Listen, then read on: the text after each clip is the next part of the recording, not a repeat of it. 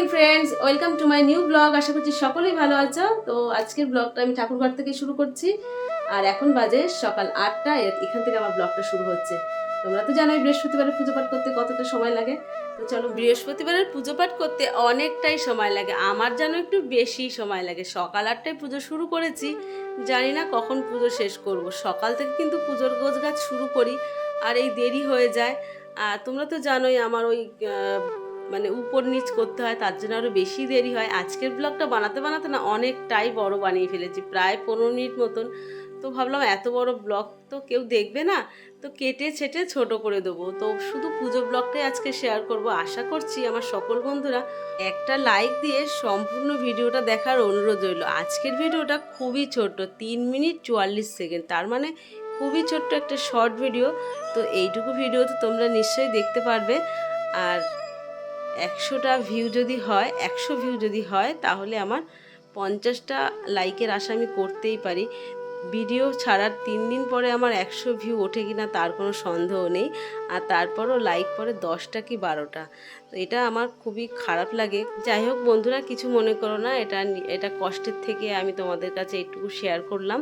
তো আমি এখন দক্ষিণা দিয়ে দিলাম, আর আমার তারামাকে আমি এখন একটা ফুল দিয়ে দিলাম। আগে থেকে আমি মালা পরিয়ে রেখেছিলাম বজরংবলীকে আর তারামাকে। আর খুবই ছোট্ট জায়গার মধ্যে বজরংবলীর পুজোটা আমি করে থাকি। আমার ভিডিওতে ভিউজ লাইক দুটোই কম, তাতে কিন্তু আমার একটু দুঃখ নেই বন্ধুরা। দুঃখ হচ্ছে আমার ভিডিওতে ভিউজ একদম ডাউন হয়ে যাচ্ছে। এত কষ্ট করে গত 1 বছর ধরে আমি ভিডিও বানাচ্ছি, তো ভিডিওর ভিউজ যদি কমে যায় না, ভীষণই কষ্ট হয়। তো মাঝে মধ্যে মনে হয় যে ভিডিও বানানো আমি ছেড়েই দেবো। তারপরেও ভাবি এত কষ্ট করে চ্যানেলটা একটু একটু করে 1K কমপ্লিট করেছি, তো এত সহজে ভিডিওটা ছেড়ে দিলে না মনটা খারাপ লাগবে। তো আমি এখন পাঁচালি পরে নেবো। তোমাদের সাথে কথা বলতে বলতে কিন্তু পুজোর সমস্ত গোছগাছ হয়ে গেছে, পাঁচালিও পরা হয়ে গেছে। আর এই দূর্বা আর ফুলটা মা লক্ষ্মীর ঘটে দিয়ে দেবো। আমি কিন্তু বন্ধুরা সকলের পরিবারে যাওয়ার চেষ্টা করি। প্রতিদিন সকলের পরিবারে যাওয়া সম্ভব না হয়ে পারলেও যখনই সময় পাই বা যখনই ভিডিও আসে, আমি কিন্তু কখনো স্কিপ করি না, দেখার চেষ্টা করি। সেটা তোমরাও নিশ্চয়ই জানো। আর আমার কমেন্টের মাধ্যমে তোমরা নিশ্চয়ই বুঝতে পারো আমি তোমাদের ভিডিও কতটা দেখি। তারপরেও যখন কোনো বন্ধুরা আমার ভিডিওতে এসে খুব ভালো লাগলো ভিডিওটা, সেটা জানালে পরে আমি ভীষণই কষ্ট পাই। কারণ ভিডিও সংক্রান্ত সামান্য কিছু যদি একটু লিখতে পারো, তাহলে আমি বুঝবো যে আমার ভিডিওটা তোমরা সম্পূর্ণ দেখেছো, এই আর কি। যাই হোক বন্ধুরা, এদিকে কিন্তু আমার পুজো পাঠ হয়ে গেছে। পাঁচালির শেষে আমি এখন মা লক্ষ্মীকে প্রণাম করে নিচ্ছি।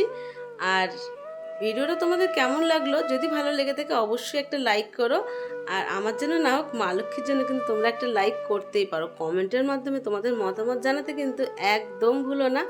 আর আমি শঙ্খ বাজিয়েছি, এখন আমি এই শঙ্খটাকে ধুয়ে রাখবো। তোমরাও কিন্তু এঁঠো শঙ্খ একদম রাখবে না, মনে করে ধুয়ে রাখবে।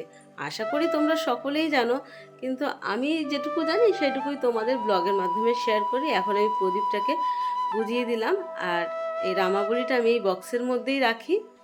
তো আজকের মতন পুজো পাঠ আমার সমাপ্ত।